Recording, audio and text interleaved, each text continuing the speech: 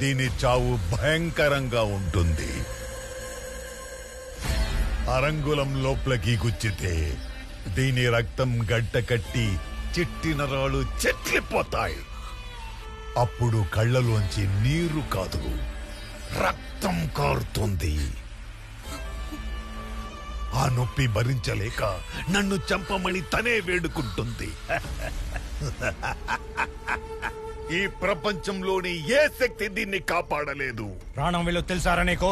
ప్రాణం విలువ తెలుసు కాబట్టే చచ్చినోళ్ళని బతికించే దివ్య ఔషధాన్ని కనిపెడుతున్నా. నువ్వు బ్రతికించడం లేదు, అమాయకులను చంపుతున్నావు. మదగజం నడుస్తున్నప్పుడు చీమలు చస్తాయని దాని నడక ఆపుతుందా? నా లక్ష్యం వైపు నడుస్తున్నప్పుడు ఇలాంటి తుచ్చ ప్రాణాలు ఎన్నో పోతాయి. పోనీ నువ్వు మదగజం కాదు, మదం ఎక్కిన మూర్ఖుడివి. ఇది మూర్ఖత్వం కాదు, నా మేధస్సు. సంజీవుడి తయారు చేసి మరణాన్ని జయిస్తా. ఈ ప్రపంచాన్ని నా కాళ్ళ దగ్గరికి తెస్తా. భవిష్యత్తు భగవంతుడ్రాయి రవీంద్ర వర్మ. దేవుడు తన స్వార్థం కోసం ఇలా రాక్షసుల చంపడు. చచ్చినోళ్ళని బతికించడం ఏ దేవుడి వల్ల కాదు.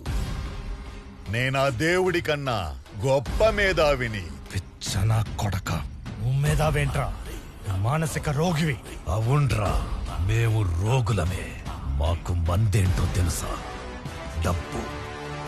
డబ్బుతో పాటు అమరత్వం కూడా వస్తుందని ఎన్నో రోజులుగా నానా పాటలు పడితే కోట్లొచ్చే టైంకి నువ్వొచ్చి ఆపుతావా? నేనొక్కడిగేస్తే నువ్వు వాళ్ళని చంపుతావని నాకు తెలుసు. తర్వాత నేను ఇంకొక్కడిగేస్తే నేను నిన్ను చంపుతానని నీకు తెలుసు. విద్య అనే పిల్లల్ని వదిలే నేనొక్కడుగు వెనకేస్తా. సరిపోదు. ఏం కావాలి? నీ ప్రాణం. నా ప్రాణం వీళ్ళని బ్రతికించడానికి ఉపయోగపడుతుందంటే ఇంకొక్క ప్రాణం పోయినా విద్య నుంచి ఒక్క నెత్తురు పొట్టు నేల మీద పడ్డా నా కొడక్క మళ్ళీ తిరిగి వస్తా.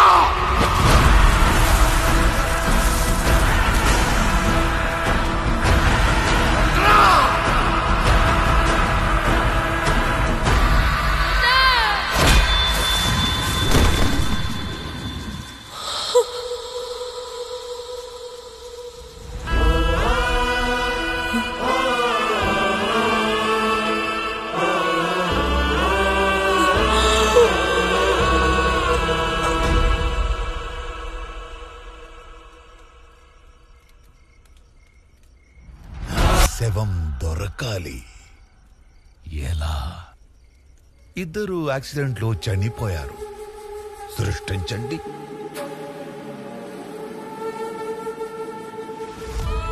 నాదొక చిన్న కోరిక. నువ్వు నా గుండెల మీద పడుకోవాలి. అప్పుడు నీకు నా గుండె చప్పుడు, ఈ సముద్ర హోరు తప్ప ఇంకేమీ వినపడకూడదు.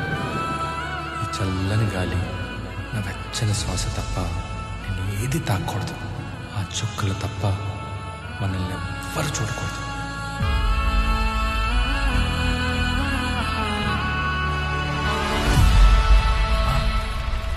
ఏదో యాక్సిడెంట్ రా. రే, ఈ బాడీని కాలిపోతున్న ఆ బస్సులో వేస్తే ఎవ్వరికీ తెలీదు. మన పని ఈజీగా అయిపోతుంది.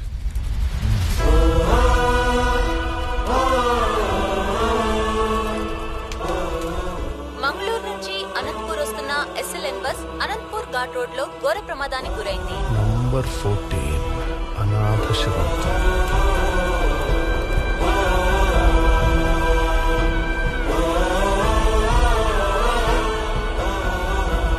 భీమా చనిపోయాడా? రామా, భీమా చనిపోయాడ్రా. మీ అన్నయ్య గొప్పతనం ఆ రోజు తెలుసుకున్నాను.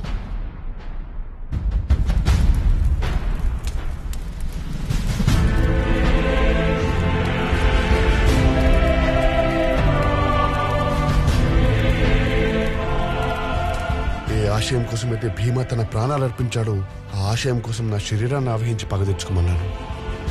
కానీ నేను ఆవహించాలంటే నా వంశానికి చెందిన వాడే ఉండాలి. నా అంశమే కావాలి. నా దేహం శిథిలమైన నా రుద్రం ఇంకా ఒకటిలో పారుతుంది. నా ప్రతీకారం తీర్చుకోవటానికి నా ప్రతిబింబం ఇంకా బ్రతికే ఉన్నాడు. నా తమ్ముడు రామ. నా 10 దిన కర్మ అయ్యే లోపల మహేంద్రగిరిలో ఉన్న మహిమాన్వితమైన పరమశివుని గుడిలో రామ స్వయంగా తన మెడలో రుద్రాక్షమాల తీసేసి మనసా వాచ కర్మణ నా ఆత్మని తనలోకి ఆహ్వానించాలి. వాడితో ఈ పని నువ్వే చేయించాలి.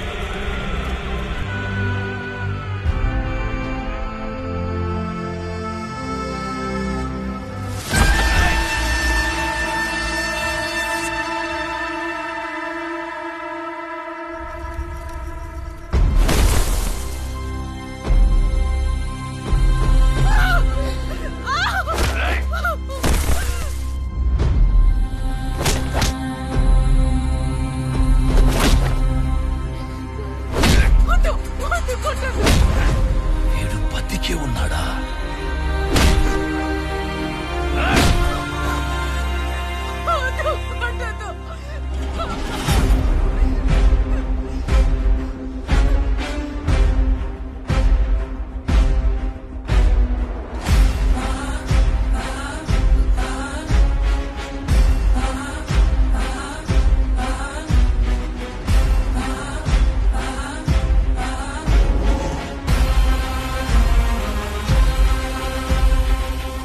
వీడు వాడు కాదు.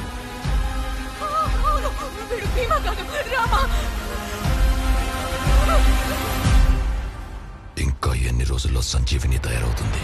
అర్భగుడా, సముద్ర మదనంలో కూడా మొదట హాలహాలమే వచ్చింది.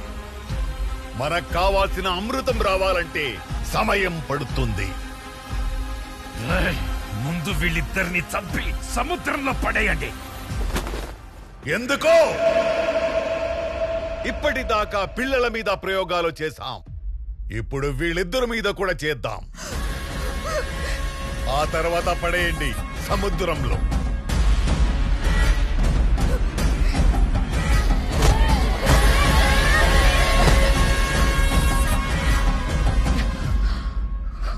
ప్రాణం పోతుందన్న భయంతో పిలవమనట్లేదు. ప్రాణాలు కాపాడాలన్న తాపత్రయంతో పిలవమంటున్నా. ఒక్కసారి ఆ రుద్రాక్షమాల తీసి భీమా అని పిలువు. నీ పిలుపు కోసం వాడు ఎక్కడో ఉంటాడు. ఇదే మట్టిలో మీ అన్న రక్తం కలిసిందిరా.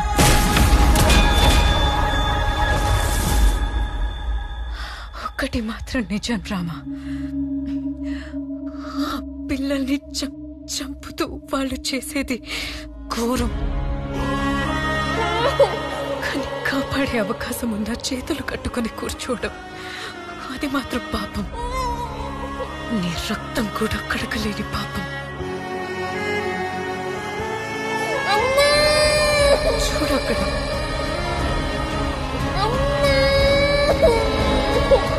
ఆ పాప నిన్ను అన్నా అని పిలుస్తుంది.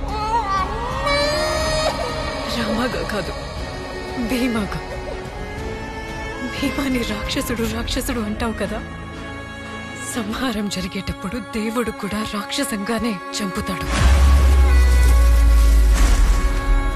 అహం కోసం చంపితే రాక్షసుడు, ధర్మం కోసం చంపితే దేవుడు. ఇక నువ్వే తేల్చుకోరా. భీమా మీద నువ్వు తెచ్చుకున్న ద్వేషం గొప్పదా, ఆ పిల్లలు పెంచుకున్న నమ్మకం గొప్పదా? భీమా అనే బంధమే నీకు కోపం.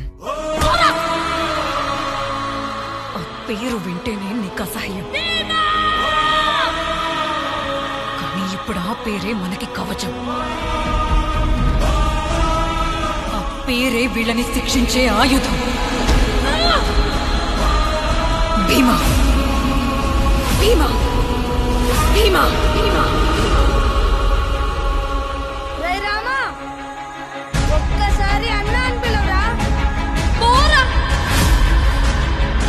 భృగువంశ సముద్భవ, శ్రవణ నక్షత్ర సంభూత, వశిష్ఠ కుల గోత్ర, శంకర భాగవతుల పుత్ర రామచంద్ర నామధేయుడినని నేను మనస వాచ కర్మణ ప్రేమతో పిలుస్తున్నా నాన్న భీమా.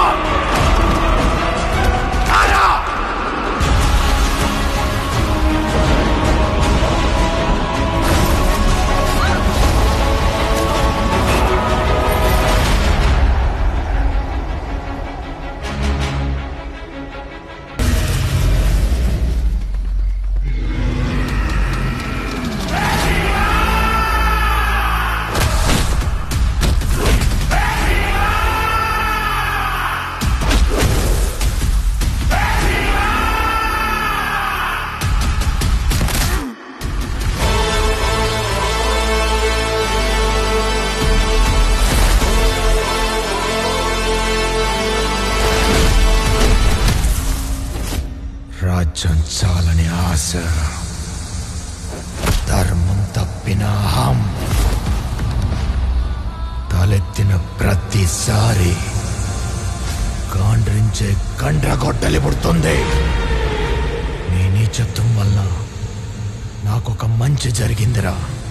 మొదటిసారి నోరు తెరిచి నా తమ్ముడు నా రాముడు అన్నా అని పిలిచాడు.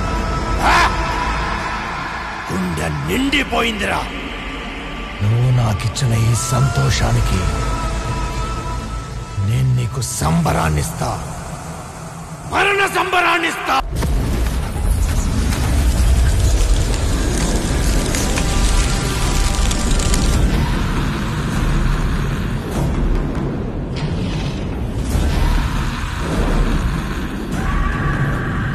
ఇది అష్టదిగ్బంధనం.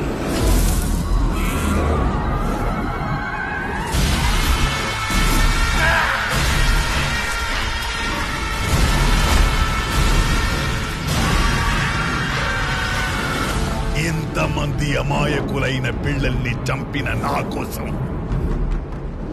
ఎన్ని ప్రేతాత్మలు పగతో కాచుకుని ఉంటాయో నాకు తెలీదా?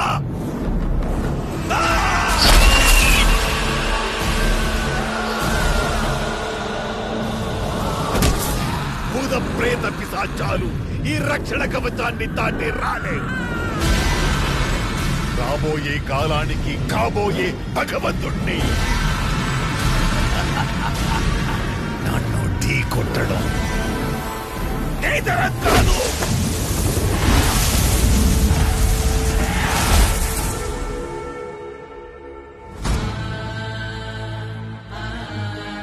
యదా యదా హి ధర్మస్య గ్లానిర్భవతి భారత అభ్యుత్థానమధర్మస్య తదాత్మానాం సృజామ్యహం. భగవంతుడు వస్తాడా? ఏ యుగంలో ఉన్నావురా? గజేంద్ర మోక్షంలో విష్ణు వచ్చినట్టు వస్తాడా?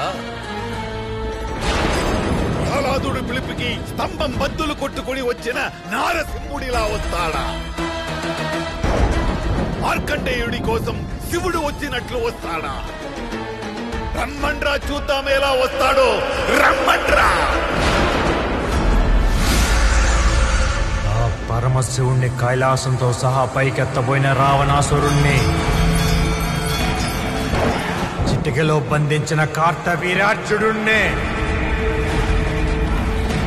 ఖండ ఖండాలుగా నరికిన ఆ పరశురాముడై వస్తాడు. సంజీవుని లోక కళ్యాణం కోసం ఆంజనేయుడికి దొరికింది గాని నీలాంటి నీచుడికి దొరకదురా. నీకు దొరికేది నా చేతిలో చావు మాత్రమే. భవిష్యత్ భగవంతుని ప్రపంచాన్ని నా కాళ్ల కింద తీసుకొస్తానని బిర్రవీగే కదా. ఇప్పుడు నీ నరాలు చీల్చి మరణం ముందు నీకు నరకం చూపిస్తా.